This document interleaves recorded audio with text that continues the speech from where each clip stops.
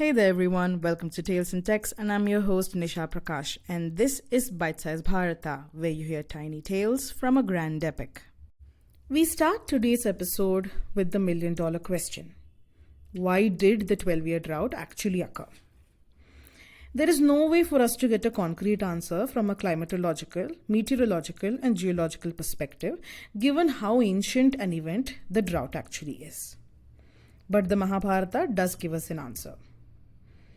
When Shantanu accepts the throne from his father King Pratipa, he breaks from the tradition of primogeniture rule. The primogeniture rule is where the oldest child legally inherits the right to the throne. In Hindu mythology and Itihasa, this is the way inheritances and kingships are usually passed down, through primogeniture.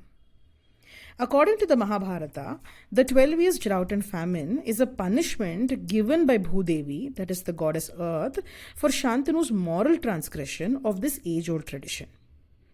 Not only had Shantanu, the youngest Pratipa's son, taken rulership of a kingdom that was rightfully his older brother Devapi's, but he had not had the humility to ask the earth for forgiveness and blessings.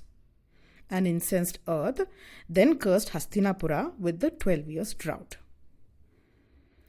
After desperately trying to help his subjects and failing to do so, a humble Shantanu finally conducts a yajna to appease the earth. Soon, he sees the rains return. The earth fills with water and life, plants grow, animal and people find strength, and finally dharma is restored. Throughout the narrative of the Mahabharata, we encounter other mentions of the 12 years drought. However, these droughts don't seem to match the timeline of Shantanu's rule, sometimes predating Shantanu by a couple of centuries. One of the stories that we hear is that of King Samvarna, who is Shantanu's ancestor. When Samvarna marries his wife Tapti, Surya's daughter, he spends 12 years in conjugal bliss with her in the forest.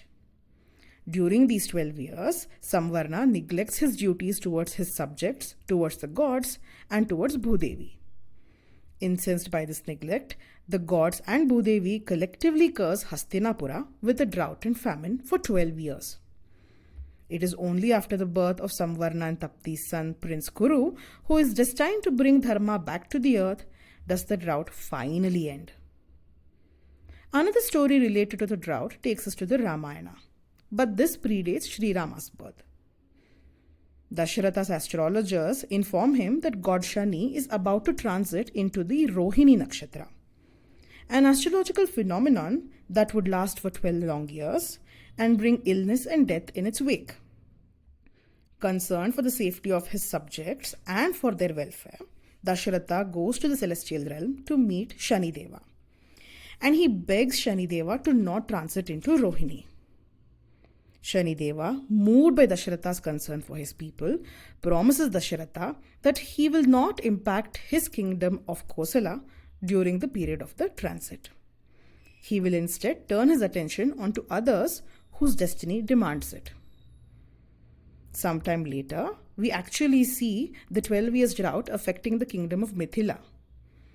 And it is during this time when King Janaka is digging the ground as part of a yajna during the drought, he finds baby Sita nestled in the earth. Another lesser-known version of the drought-related story pertains to Indra, Vritra and Dadichi. When God Indra wants to kill the Danava Vritra in order to gain control of the earth and the heavens, he realizes that the only weapon that can kill Vritra is the Vajra, and it is a weapon that can be made out of Dadichi's bones, specifically Maharishi Dadichi's spinal cord. So Indra begs the sage to give up his life in order for the greater good, and Maharishi Dadichi agrees. Although Dadichi voluntarily gives up his life, Bhudevi is appalled at the lengths to which even the gods go to in order to gain victory and ownership over the earth. In an attempt to make the Devas' victory sour, Bhudevi causes a famine and drought that lasts for 12 long years after Indra wins the war against Vritra. These many celestial stories aside, once Shantanu pleases the earth goddess through the yajna, both the famine and the drought end. With his kingship legitimate and secure, Shantanu now turns his attention towards finding a wife and having a family. Thanks for listening. If you liked what you heard, like my video and subscribe to my channel. I'm Nisha Prakash and this was Bite Size Bharata, where you hear tiny tales from a grand epic. I'll see you next time on Tales in Text.